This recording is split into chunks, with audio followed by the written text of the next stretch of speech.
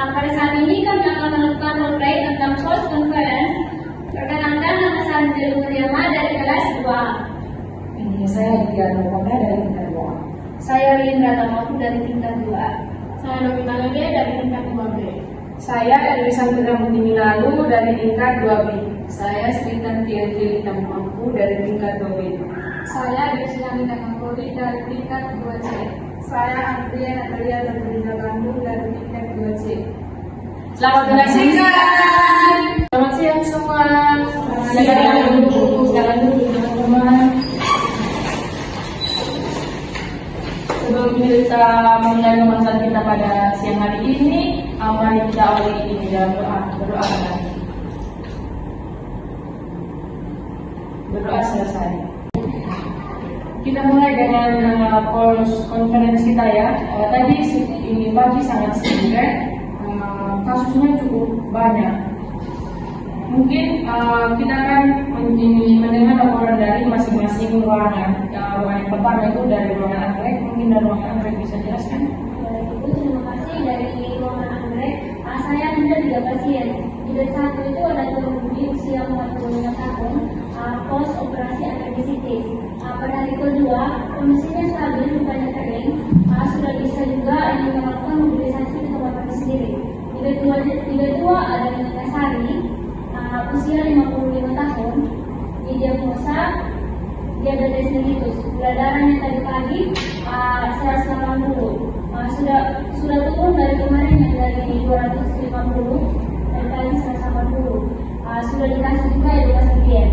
Lalu di ketiga itu ada Tuan Hasan, usia 60 tahun, CHR, balance cairannya dijaga ketat. Pada hari ini di balance minus 200 cc. Masih agak sedikit sesak ibu, tapi sudah lumayan membaik. Terima kasih. Terima kasih, sangat bagus ya untuk Tuan Hasan. Monitor balance cairannya siapa yang hendak? Saya Bu, tapi jujur saya masih ada bingung.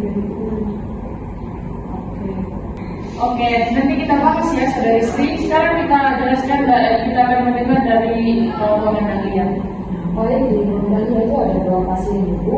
Yang pertama itu ada Melinda di bagian keempat, postrum bagian kelima kondisi stabil. Yang kedua itu ada anak Lina di bagian kelima, yang umur 7 tahun.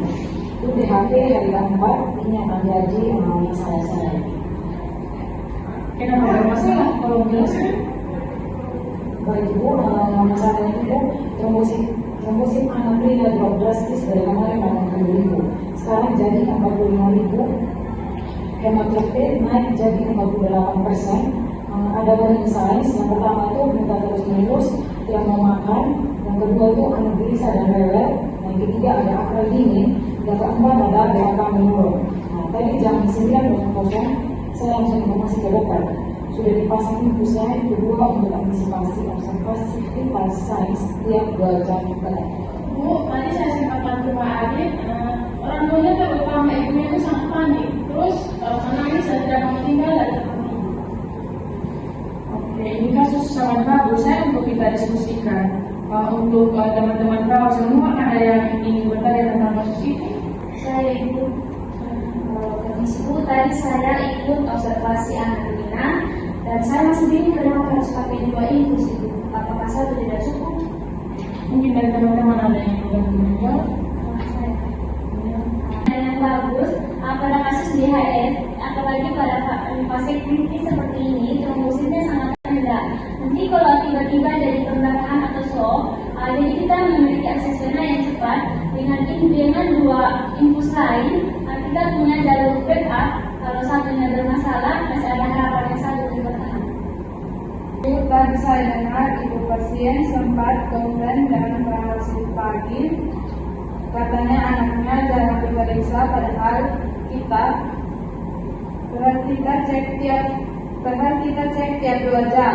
Kenapa keluarga bisa merasa begitu? Saya tahu kasusnya adik Alwi. Kayaknya memang kita kurang komunikasi ke keluarga. Kita cek kondisi tapi tidak kasih tahu hasilnya ke ibu pasien. Nah, ini poin penting untuk kita semua tahu ya. Observasi tanpa komunikasi membuat keluarga merasa diabaikan. Mulai sekarang kita setiap kali kita cek vital signs wajib sampaikan hasil kepada pasien. Contohnya seperti ini, saya akan ambil contoh. Permisi Ibu, saya akan cek kondisi Rina ya. Suhu tubuh Rina itu 30 derajat. Ini stabil ya Ibu, tekanan darahnya bagus 100/70. Nanti 2 jam ke depan saya akan kembali ke sini untuk mengecek kondisi pasien. Sederhana itu tapi sangat berarti buat keluarga. Maaf Bu, kalau keluarganya kondisi pasien yang dulu atau tidak, kita harus tahu bagaimana. Ini dari teman-teman yang menjawab. Oke, baik, pertanyaan bagus Desi.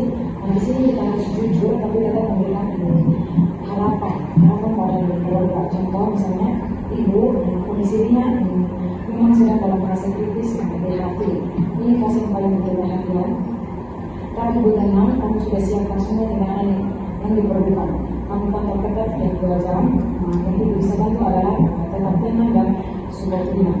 Jadi dari kita jangan menakuti, tetapi juga jangan bohong pada yang kita. Mungkin ada yang ingin bertanya lagi, kurang paham dengan kasus kita hari ini, atau ada tambahan?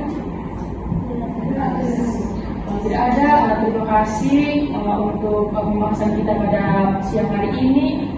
Semangat bekerjanya. Terima kasih.